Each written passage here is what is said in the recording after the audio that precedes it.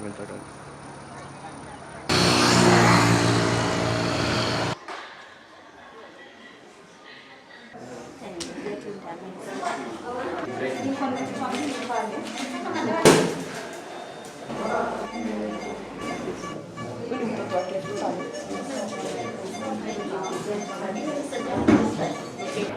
so far, we have done over 60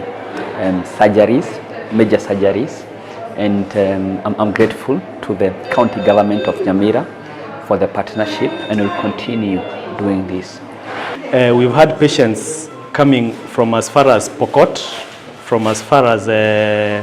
Nakuru, Njoro, so the camp has been a very successful camp. In a matter of commitment from the team, the volunteers, he is able to be helped, and we are able to see him this morning, and you find that, look, that he actually is a dream, that big tumor that he had, about 2 kilos, is no longer there